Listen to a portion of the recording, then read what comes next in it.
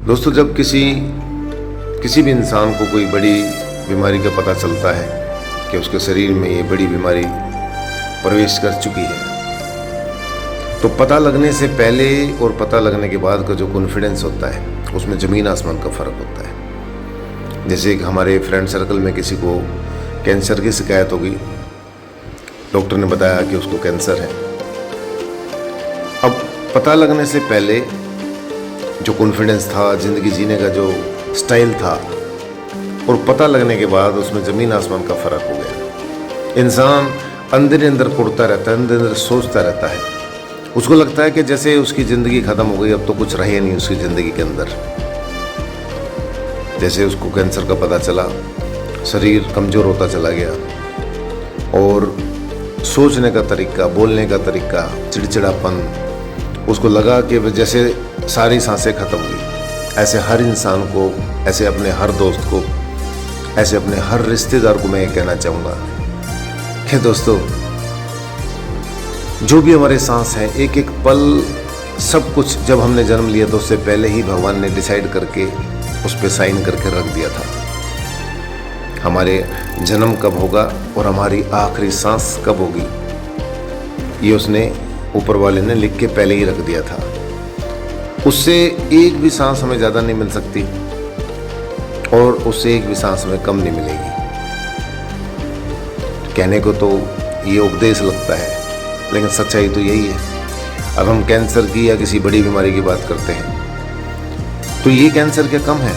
अभी जो दिल्ली में IAS IPS के एग्ज़ाम की तैयारी कर रहे यंग लड़के, न जाने कितने सपने होंगे उनके, कितने उनके दिमाग में सपने होंगे, उनके घर वालों के कितने सपने होंगे। कभी उन्होंने सोचा था कि इस तरह से भी कोई मर सकता है।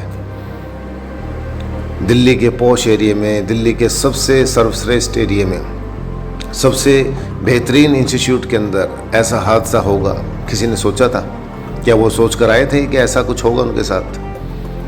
IAS IPS बन करके देश की सेवा करना चाहते थे। उन्होंने कभी सपने में, उनके घर वालों ने कभी सपने में नहीं सोचा था कि ऐसे भी कोई मर सकता है इतने बेहतरीन इलाके में, इतने बेहतरीन इंस्टीट्यूट में। लेकिन क्या हुआ? ऐसे ही न जाने आजकल कितने एग्जाम्पल आप रील्स देखते होंगे, सोशल मीडिया पे आप देखोगे, बंदा जिम में एक्सरसाइज कर रहा है, करता करता वहीं के वहीं गिर गया। कोई शॉपिंग कर रहा है, शॉपिंग करता करता गिर गया। कोई कवि सम्मेलन हो रहा है, कहीं भागवत हो रही है, भागवत चलते चलते कोई गिर गया, एक्सपायर हो गया। सबसे बड़ा कैंसर तो वो है। कैंसर का पता चलने के बाद या किसी बड़ी बीमारी का पता चलने के बाद इंसान को ये रहता है कि हाँ, मेरे को ये प्रॉब्लम है, तो वो उसी हिसाब से अपने लाइफ को एडजस्ट कर लेता है कि हाँ यार, अब तो मेरा सब कुछ खत्म हो गया। क्या उससे पहले कैंसर का जब आपको पता चला, उससे पहले क्या आप सुरक्षित थे? क्या आपकी उम्र 100 साल थी? या आप कभी नहीं मरते? Death is compulsory for everybody. सबको जाना है। जिसने धरती पे जन्म लिया, श्री राम हो या श्री कृष्ण हो, सबको जाना पड़ता है, भुगत के जाना पड़ता है अपने कर्मों के हिसाब से, और आखिरी सांस तक भगवान आपके साथ है। और जितना समय भगवान ने आपको दिया है, ये तो कैंसर से पहले भी डिसाइडेड था। ये तो बहाना होता है। भगवान कभी अपने ऊपर कोई भी जुर्म अपने ऊपर नहीं लेते।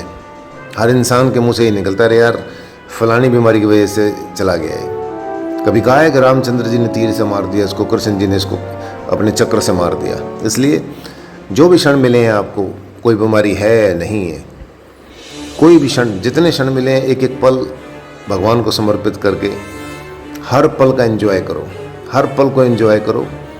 जो भी इच्छाएं हैं मन की, सब इच्छाएं पूरी करो, चाहे बीमारी है चाहे नहीं है, क्योंकि अगले पल का किसी को नहीं पता, किसी को भी नहीं पता अगले पल का। अब ये जैसे दिल्ली का हादसा हुआ, इनके घर वालों को, किसी को पता था? इन बच्चों को पता था क्या ऐसा हो सकता है? तो सबसे बड़ा कैंसर तो ये है।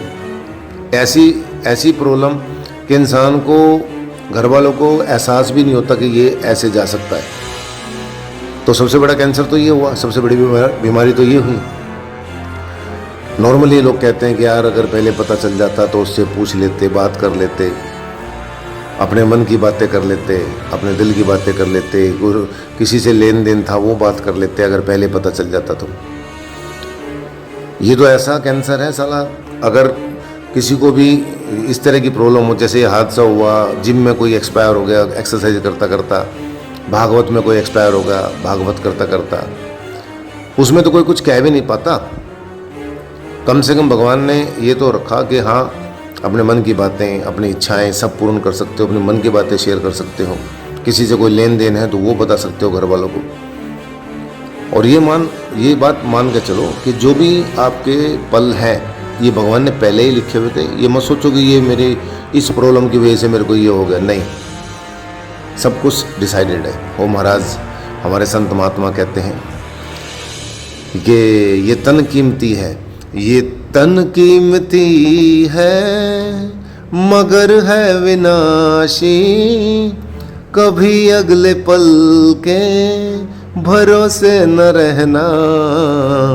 ये तन कीमती है मगर है विनाशी, कभी अगले पल के भरोसे न रहना।